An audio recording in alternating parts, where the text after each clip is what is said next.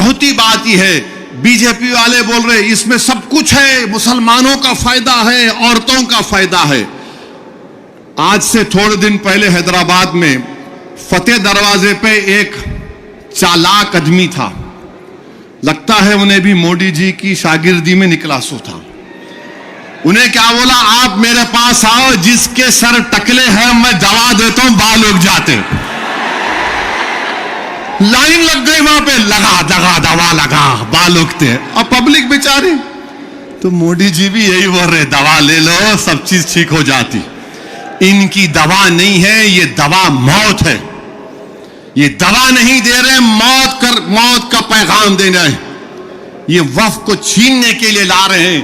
आप सोचिए, दाऊदी बोहरा लोगों ने सेक्शन 2 लिख कर दिया, तो मोदी ने क्या किया, दाऊदी बोहरा का नाम लेके सेक्शन 2 बना के हम सिर्फ अपने कब्रस्तानों को या ईदगाह को बचाने के लिए एहतजाज नहीं कर रहे, हम एहतजाज इसलिए कर रहे हैं कि जो सियासी ताकतें आज इस मुल्क पर हुक्मरान हैं, वो हमको मिटाना चाहते हैं, और हम उनको ये बताना चाह रहे हैं कि हम अपने आप को मिटने नहीं देंगे। इंशाअल्लाह ताला जमहूरी तरीके से तुम मिट जाओगे। हम उनको बताना चाह रहे हैं कि हम झुकने वाले नहीं हैं। हम अंग्रेजों की 200 साल की गुलामी को कबूल नहीं किए, तो हम तुम्हारे इख्तिदार में तुम जो बैठे हो और तुम ऐसे कानून बना रहे हो, आप लोगों को नहीं मालूम होगा, मैंने भिजा दिया आपको और कहा कि कॉमा फुल स्टॉप लिख दो। मोदी ये पैगाम दे रहे हैं भारत के सेकुलर हिंदू भाई बहनों को, सिखों को और मुसलमानों को, मैं तो नहीं लाया है बिल, ये तो ये लोग बोल के लाया मैं। आप समझ रहे हमारी बात को। और हम जब कमेटी में थे, हम मिनिस्ट्री ऑफ माइनॉरिटी अफेयर्स से पूछे कि कानून तुम क्यों लाए, क्या तुमने मुसलमानों से बातचीत की, क्या तुमने इस बिल के बारे में बात की? एक वर्ड नहीं बोल सके वो लोग। The committee when called the Ministry of Minority Affairs, they didn't have anything to say. Why did they bring this bill? You are witness to it. अब मोदी इन दाऊदी बोहराओं को बदनाम करने के लिए, पूरे देश में एक पैगाम देने के लिए कि देखो मैं तो 3 साल पहले उनको बिल दिया था, मेरे भाई ये साजिश है ताकि हम इस वक्फ कानून के खिलाफ पूरे मुल्क को पैगाम दे सके।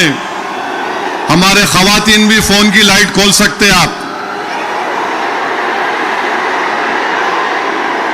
जरा मीडिया वाले दिखाओ।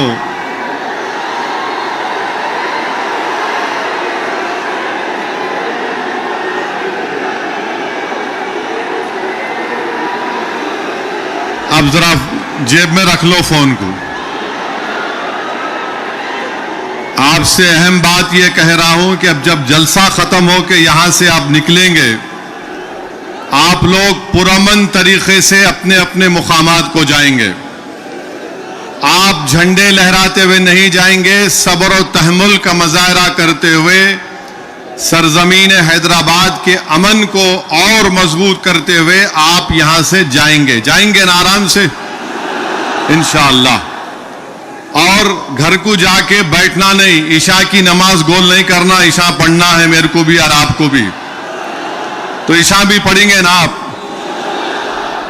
अब मसला यह है कि किसी शायर ने अच्छा कहा था, जब ज़मीर और ज़र्फ का सौदा हो दोस्तों, जब ज़मीर और ज़र्फ का सौदा हो दोस्तों, कायम रहो हुसैन के इनकार की तरह।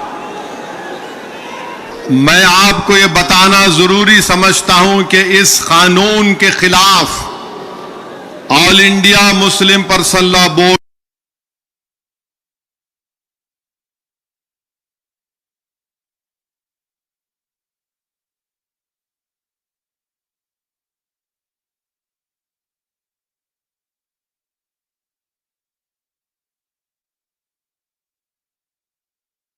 हम सिर्फ अपने कब्रस्तानों को या ईदगाह को बचाने के लिए एहतजाज नहीं कर रहे, हम एहतजाज इसलिए कर रहे हैं कि जो सियासी ताकतें आज इस मुल्क पर हुक्मरान हैं वो हमको मिटाना चाहते हैं और हम उनको ये बताना चाह रहे हैं कि हम अपने आप को मिटने नहीं देंगे। इंशाअल्लाह ताला जमहूरी तरीके से तुम मिट जाओगे। हम उनको बताना चाह रहे हैं कि हम झुकने वाले नहीं हैं। हम अंग्रेजों की 200 साल की गुलामी को कबूल नहीं किए।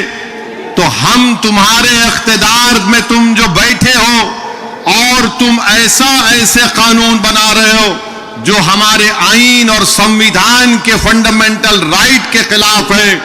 मैंने पार्लियामेंट में उस कानून को फाड़ा तो सिर्फ अपने तौर पर नहीं फाड़ा बल्कि भारत के गयूर तमाम हिंदुस्तानियों की तरफ से उस कानून को फाड़ा, जो हिंदू भी है, मुसलमान भी है, सिख भी है, ईसाई भी है, जो आज भी इस मुल्क की खूबसूरती को पहचानते हैं। भारत की खूबसूरती उसका इत्तेहाद है, भारत की खूबसूरती उसका भाईचारा है। भारत की खूबसूरती नरेंद्र मोदी नहीं है मेरे अजीज दोस्तों और बुजुर्गों। भारत की खूबसूरती उसका भाईचारा है। भारत की खूबसूरती उसकी मस्जिद भी है, मंदिर भी है, दरगाहें भी है, खानकाएं भी है। और जो लोग इस भाईचारगी को खत्म करना चाहते हैं वो भारत को कमजोर कर रहे हैं। तो हमारा एहतजाज इसलिए भी है कि वो लोग जो हमको सफ़े हस्ती से मिटाना चाहते हैं हम उनको